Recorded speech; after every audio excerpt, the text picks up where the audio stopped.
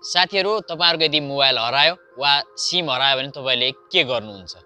हाम्रो सिममा विभिन्न डाटाहरु रहेका हुन्छन्। साथै हाम्रो मोबाइलमा पनि विभिन्न खालका डाटाहरु रहेका हुन्छन् अथवा हामीले विभिन्न खालका बैंक एप्लिकेसनहरु, स्मार्ट एपहरु, त्यसैगरी अन्य विभिन्न हाम्रो जीमेल र हाम्रो विभिन्न सिक्रेट कुराहरु पनि रहेका हुन्छन्। साथै त्यसैले हाम्रो मोबाइल हराउँदा बित्तिकै हाम्रा धेरै जसो सिक्रेट कुराहरु अथवा हाम्रा धेरै जसो गोप्य कुराहरु त्यहाँनिर लिक हुने र हामीलाई विभिन्न खालको नोक्सानीहरु हुने सम्भावना रहन्छ। त्यसैले साथीहरु सकेसम्म हाम्रो मोबाइल अथवा सिम हराउँदा बित्तिकै त्यसलाई ब्लक गर्नुपर्ने हुन्छ। साथीहरु नमस्कार, म एसटी नेपाली एसटी इन्फो च्यानलमा तपाईहरु सम्पूर्णलाई हार्दिक स्वागत गर्न चाहन्छु।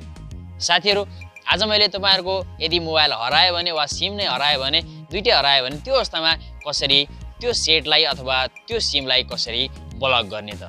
र तपाईहरुले त्यो सिमलाई ब्लक गर्दा बित्तिकै तपाईहरुको त्यसमा चलेका मोबाइल बैंकिङ देखि लिएर सम्पूर्ण कामहरु त्यहाँनिर ठप्प हुनेछन् अथवा बन्द हुनेछन् र सो व्यक्तिले तपाईको मोबाइलको मिसयुज गर्न पाउने छैन। साथीहरु यदि च्यानलमा नयाँ हुनुहुन्छ भने च्यानललाई सब्स्क्राइब गरी साइडमा रहेको बेल आइकनलाई प्रेस गरी अल नोटिफिकेसन अन गर्न नबिर्सनु होला। साथै भिडियोलाई लाइक गरिदिनु होला। साथीहरु लागौं प्र्याक्टिकल रुपमै हामीले कसरी हाम्रो हराएको मोबाइल सेट र सिमलाई कसरी ब्लक गर्न सक्छौं त? साथीहरु मैले यहाँनिर तपाईहरुलाई एउटा नेपाल टेलिकम्युनिकेसन अथोरिटी, नेपाल दूरसञ्चार प्राधिकरणको वेबसाइटमा लिएर आएको छु।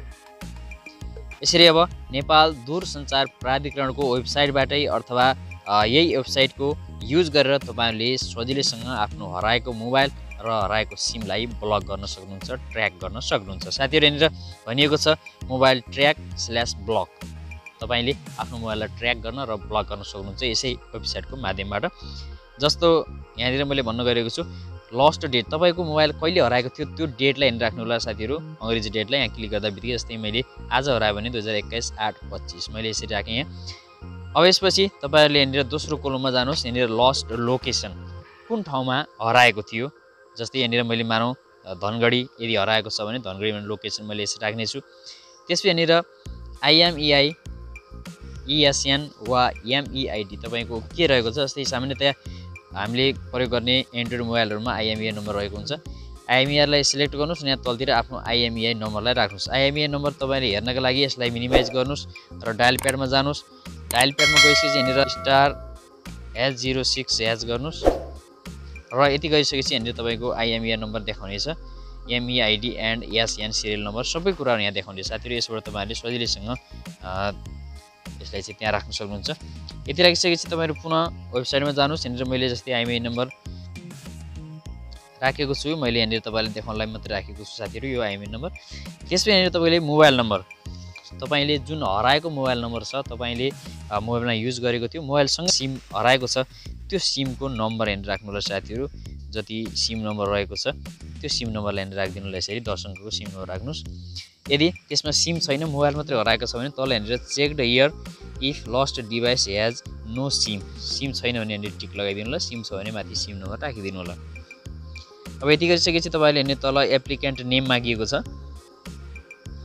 एप्लिकेन्ट नेममा तपाईको नाम, आफ्नो नाम राख्नु होला अथवा जुन सिम रहेको छ, सिम कसको नाममा रहेको छ त्यो नाम राखिदिनु होला। यहाँनिर जस्तै मैले मेरो नाम राखेँ।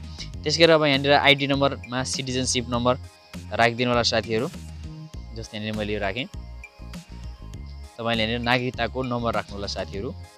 आइडी नम्बरमा नागरिकता नम्बर वा तपाईले नागरिकता नम्बर यदि छैन भने त्यो अवस्थामा तपाईले अन्य जुन पनि छ त्यो राख्न सक्नुहुन्छ। जस्तै लाइसेन्स नम्बर राख्न सक्नुहुन्छ वा तपाईले पासपोर्ट नम्बर राख्न सक्नुहुन्छ।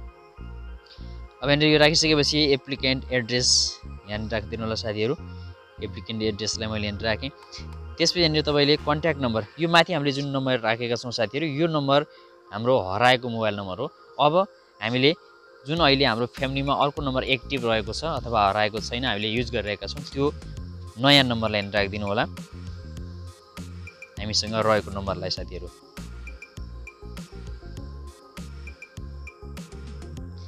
अब यसरी राखिसकेपछि तपाईहरुले तल जानुस्। यहाँनिर एट्याचमेन्ट अफ सिटिजनशिप और अदर आइडी कार्ड, पासवर्ड और भिजा। यहाँनिर तपाईले यदि नागरिकतालाई राख्नु भएको छ माथि नम्बर भने नागरिकताको यहाँनिर फोटो खिचेर राखिदिनु होला। यहाँनिर नेममा हामी जस्तै सिटिजनशिप राखेँ मैले र यहाँनिर चुज फाइल भन्ने अप्सन रहेको छ। चुज फाइलमा गएर तपाईले नागरिकताको फोटो खिचेर राख्न सक्नुहुन्छ। त्यसैगरी यदि तपाईले पासवर्ड वा भिजाको राख्नुभएको छ भने त्यहाँनिर पासवर्ड वा भिजाको फोटो खिच्नु होला। यहाँनिर चुज फाइलमा जानु साथीहरू। यहाँ तीनवटा अप्सन देखाउँछ। यदि फाइलमा तपाईँको सेभ छ भने फाइलमा जानुहोस्, छैन भने क्यामेरामा जानुहोस् र यहाँनिरबाट क्लिक गर्नुहोस्। जस्तै मैले यहाँनिर क्यामेरामा गएँ। अब क्यामेरामा जाँदा बित्तिकै मैले यहाँनिर अहिले यहाँनिर त लिएको छैन, मैले क्लिक गरेँ साथीहरू। क्लिक गरेपछि यहाँनिर एउटा फोटो देखाउनेछ यसरी। यसलाई ओके गरिदिनु होला र यहाँनिर अपलोड हुनेछ साथीहरू यसरी। यो अपलोड भएको छ यहाँ देखाउनेछ यसरी। तपाईँको यहाँ 1 MB भन्दा सानो फोटो चाहिँ यसले लिनेछ। ठुलो फोटो फाइलबाट यसले अपलोड गर्न सक्ने छैन, लिने छैन। यति गरिसकेपछि तपाईँहरूले यहाँनिरबाट इमेल यहाँ राख्नु होला। आफ्नो इमेल आइडीलाई यहाँनिर राख्न सक्नुहुन्छ साथीहरू। साथीहरू यसरी मैले इमेललाई राखेँ। अब यसरी सम्पूर्ण कुरा राखिसकेपछि यहाँनिर तपाईँले पहिला चेक गर्नु होला माथि राखेका सम्पूर्ण डिटेलहरू ठिक छ वा छैन। हाम्रो IMEI नम्बर हामीले ठिक राखेका छौँ वा छैनौँ, अथवा हामीले राखेको मोबाइल नम्बर ठिक छ वा छैन। हामीलाई पुनः मोबाइल भेटिएमा वा ट्र्याक भएमा वा त्यो ब्लक गरेको मोबाइल नम्बरको बारेमा जानकारी प्राप्त गर्नको लागि हामीले अर्को नम्बर घरको नम्बर राखेका ठिक छौँ या छैनौँ। यी सम्पूर्ण कुराहरू चेक जाँच गरिसकेपछि तपाईँले यहाँनिर सबमिट भन्ने अप्सन दिएको छ। सबमिटमा क्लिक गरिदिनु होला। हाम्रो सम्पूर्ण प्रक्रिया पुरा हुनेछ साथीहरू। साथीहरू आजको भिडियो तपाईँलाई कस्तो लाग्यो? आज मैले तपाईँको हराएको मोबाइल र सिमलाई कसरी ब्लक गर्न सकिन्छ NTA को वेबसाइटमा गएर भन्ने बारेमा सम्पूर्ण जानकारीहरू प्रदान गरेँ। आशा छ यस भिडियो अन्तर्गत रहेर तपाईँले पनि विभिन्न यस्ता खालका समस्याहरू आइपर्छ यो विधिबाट तपाईँले आफ्नो सिम र आफ्नो मोबाइल सेटलाई ब्लक गर्न सक्नुहुन्छ। साथै तपाईँको विभिन्न ब्याङ्किङ एपहरूबाट जुन मिसयुज हुन सक्ने, तपाईँको विभिन्न डाटाहरू चाहिँ चोरी हुन सक्ने जुन सम्भावना रहेको हुन्छ, त्यो सम्भावनाबाट पनि तपाईँ जोगिन सक्नुहुन्छ। हवस् साथीहरू, यदि च्यानलमा नयाँ हुनुहुन्छ भने च्यानललाई सब्सक्राइब गरी साइडमा रहेको बेल आइकनलाई प्रेस गरी अल नोटिफिकेसन अन गर्न नबिर्सनु होला। साथै भिडियोलाई लाइक गरिदिनु। हवस् त, आगामी नयाँ भिडियोमा पुनः भेट हुनेछ। धन्यवाद।